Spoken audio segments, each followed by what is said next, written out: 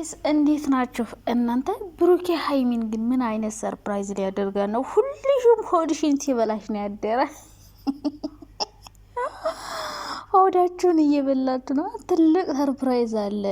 ለነገው ካሳ ነው ዛሬ። እንግዲህ አንዳንድ ሰዎች ታውቃላችሁ፣ የሆነ ነገር ሰርፕራይዝ ለማድረግ መጀመሪያ ፍቅረኛቸውን ይጣሉና ከዛ በኋላ ስጦታ ይሰጧታል ወይ ደግሞ ወይ ቀለበት ወይ ምናምን ብቻ የሆነ ደሷ ጥሩ የሆነ ነገር ያደርጋሉና ብሩኬም እንደዛ ነገር አስቦ ይሁን አላቅም፣ ብቻ ነገ ትልቅ ሰርፕራይዝ አላት ብሏል። እና ሁልሽም ሰርፕራይዙ ምንድነው? ግማሾቻችሁ ቀለበት፣ ግማሾች ብቻ ብዙ ነገር እያላችሁ ነበረ። ቀለበት ያው እንግዲህ ካሁን በፊት አስሮላታል ታውቃላችሁ።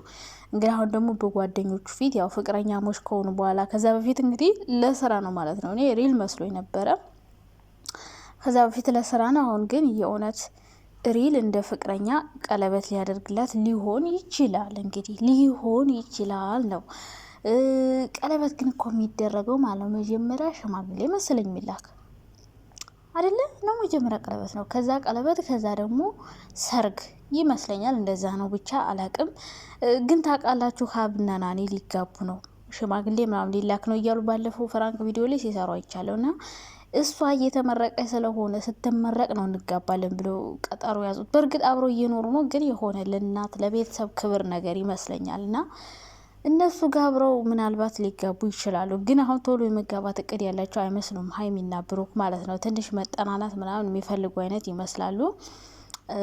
ምክንያቱም ከአሁን በፊት ያለውና አሁን ያለው ስሜታቸው በጣም የተለያየ ነው። ቪዲዮ ላይ ራሱ የሚያደርጉት አክት የሚሰሩት ብቻ አሁን ሪል የሆነው ከአሁን በፊት ያለው ፌክ ነው። አሁን ግን በቃ ትክክለኛ ላይፋቸውን ነው እየኖሩ ያሉት። ሰው ቀለበት ነው እያላችሁ ነው ብዙዎቻችሁ። ምን ይመስላችኋል? እንግዲህ ከአሁን በፊት ታውቃላችሁ ብሩኬ ለሀብ መኪና ሲገዛለት ሀይሚዬን መኪና ላስለምድሽ እያለ ባለፈው ደግሞ አይታችኋል። እና ለሀይሚም እገዛላታለሁ እያለ ነበረ። ገብቷችኋላ? እኔ ግን መኪና ቁልፍ ሊሰጣት ይመስለኛል፣ መኪና ሊገዛላት ይመስለኛል። ብቻ ከሁለቱ አንዱ ነው ሊሆን የሚችለው። ወይ መኪና ይገዛላታል ወይ ደግሞ እንዳልኳችሁ በጓደኞቹ ፊት ምናምን ቀለበት ሊያደርግላት ይችላል። ካሁን በፊት ለካ እኔ ለሀይሚ ቀለበት ሲያስር ለምንድን ነው እሱ ብቻውን ሆኖ ሁለት ሰው ሆኖ ቀለበት የሚያስርላል? ለምንድን ነው ቀለበት? ፕሮግራም እኮ እንደዚህ አይደለም። ጓደኞች ተሰብስበው ፕሮግራም ተዘጋጅቶ ዲኮር፣ የራስ ልብስ ለብሳ ምናምን እንደዛ ነው እኔ የምጠብቀው። ልክ አብረሽ ለሩታ እንዳደረግላት አይነት። ለካ እነሱ ፍቅረኛሞች ስላልነበሩ ስራ እየሰሩ ስለነበር ነው እንደዛ አላደረገው። ሪል ሲሆን ደግሞ እንግዲህ እንደምታዩት በእርግጥ ፍቅሩንም የገለጸላት ብቻውን ሆኖ ነው። ግን እንደዚህ ሳትፈቅድለት ደግሞ ቀለበትና ፍቅር መግለጽ ይለያያል። ፍቅር መግለጽ ያው ብቻን ነው ግዴታ፣ እሷን ብቻ ነው መጠየቅ ያለበት። ቀለበት ግን እሺ ካለችው በኋላ ፍቅረኛሞች ከሆኑ በኋላ እምቢ አትለኝም ብሎ ስለሚያስብ ቀለበት ሊያደርግ ይችላል። እንግዲህ በጓደኞቹ ፊት ምናምን በፕሮግራም አዘጋጅቶ በጣም ደስ በሚል። ግን አሁን የፍቅር ጥያቄ አቅርቦለት አሁን ቀለበት ያስርላታል ብዬ አላስብም። እኔ ቀለበት አይመስለኝም፣ ሌላ ነገር ነው የሚመስለኝ። ወይ መኪና ሊገዛላት ነው ወይ የሆነ ስጦታ ብቻ የሆነ ደስ የሚል ነገር ሊኖር ይችላል። ወይ ደግሞ ሽምግልና ነገር እንደዛ ነገር ነው የሚመስለኝ እንጂ እንደዚህ ብሩኬ ባንዴ ጥድፍ ያለ ነገር እንኳን የሚያደርግ አይመስለኝም።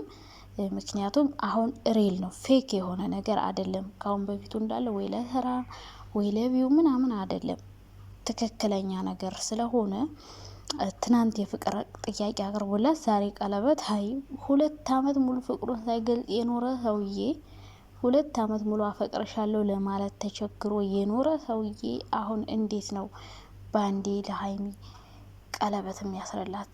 አስቡት። ይቆያል ቀለበት ቀጣይ አመት ነው ብዬ ነው ማስበው።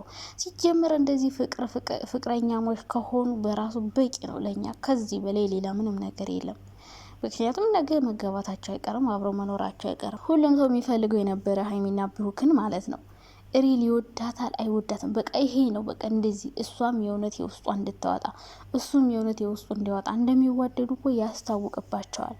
ግን ደግሞ በቃ ለኛ ሪል የሆነውን ነገር እንዲነግሩን ነው። አንዳንድ ሰዎች ደግሞ እያስመሰለ ነው የተጫወተባት ነው እያሉ እንደዛ ልክ ከኋላ ሄደው ለሀይሚ እንደሚነግሯት አይነት ነገር እኛም እናስባለን እኮ። ለስራ ነው የሚፈልጋት እንዲህ ልጅ ምናምን እንላለን። ምክንያቱም ሴት ናት፣ አብረው ይውላሉ፣ ብዙ ጊዜ ያሳልፋሉ። ሰው ይሄ ሰው እዚች ቆንጅዬ ልጅ ጋር ይሄን ያህል ጊዜ እያሳለፈ ምንም እንደማይሰማው ካስመሰለ ወይ ሌላ ህይወት አለው ምናምን ብለን ነው እያሰብን የነበረው። ብቻ እኔ በጣም ነው ደስ ያለኝ። ፍቅረኛሞች በመሆናቸው ግን ትናንትና ይህንን ፍራንክ አድርጎ ከዛ በኋላ ሀይሚን ወይ ቀለበት ወይ ምናምን ቢያደርግሽ አትልም ነበረ። ምክንያቱም ይሄ ተጣልተን ምናምን ከዛ ሰርፕራይዝ አደርግሻለሁ ፍራንክ ነው ልሻለሁ፣ ይሄ በጣም ከባድ ነው።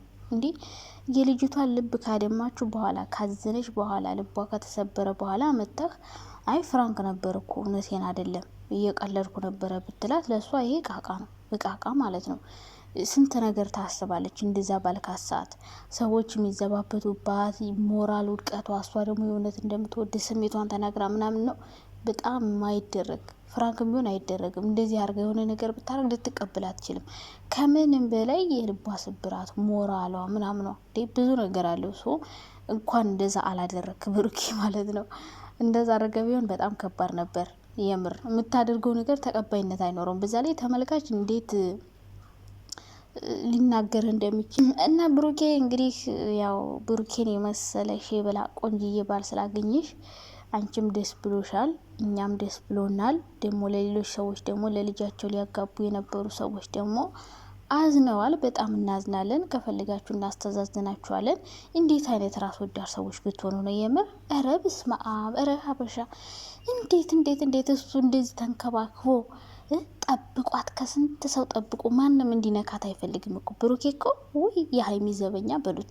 በፊት በፍራንክ መልኩ እንኳን ወንድ ስታመጣ እንዴ ያለ እሷ ፍቃድ ምንም ልታረጋት አትችልም እያለ ሲደባደብ ልክ እንደ ወንድም ነበረ ሲጠብቃት። ወንድሞቿ ራሱ ብሩክን ያህል አልጠብቁትም። እንደዚህ ሲጠብቅ ኑሮ ኧረ ሊበላ ለልጅ ልታጋባ ፋዘር። ኧረ ተው አይ ሀይሚዬ ብቻ ደስ ብሎኛል የምር እንደዚህ ጥሩ ጓደኛ ስለሰጠሽ ማለት ነው። ሲጠብቅሽ ኑሮ የራሱ እና አንዳንድ ራስ ወዳድ ሰዎች እንደዚህ ጠብቆ እናንተ ድፍረታችሁ ብድግ አድርጋችሁ ለልጃችሁ ልታጋቡ ስታስቡና እንግዲህ ሀይሚ ምን ያክል ምርጥ ልጅ ተወዳጅ፣ በጣም በብዙ ሰው ዘንድ ተፈላጊ እንደሆነች ነው የተረዳሁት። እና እንግዲህ የሰርፕራይዙ ነገር ሆዳችሁን እየበላችሁ ነው። እኔ ብላኝ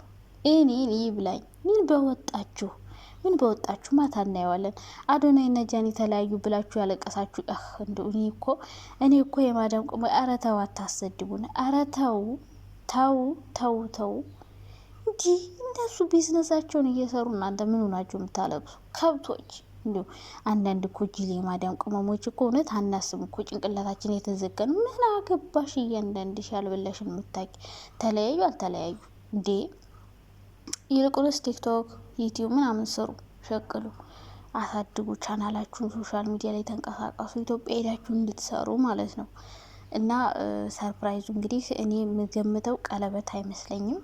አሁን በአሁን ቀለበት ያስራል ብዬ አላስብም። ሌላ ነገር ስጦታ ምናምን ነው የሚመስለኝ። ወይ መኪና ሊገዛላት ነው። ባለፈው ሲያለማምደን ነበር እገዛላታለሁ እያለ እና የመኪና ቁልፍ ሊሰጣት ይሆናል ብዬ አስባለሁ እንጂ በቀደም የፍቅር ጥያቄ አቅርቦ ዛሬ ቀለበት እኔ እንጃ ሊሆን ይችላል፣ ግን አይታወቅም። ምክንያቱም ያው ፈጠን እናድርገው ብለው ካሰቡ ማለት ነው።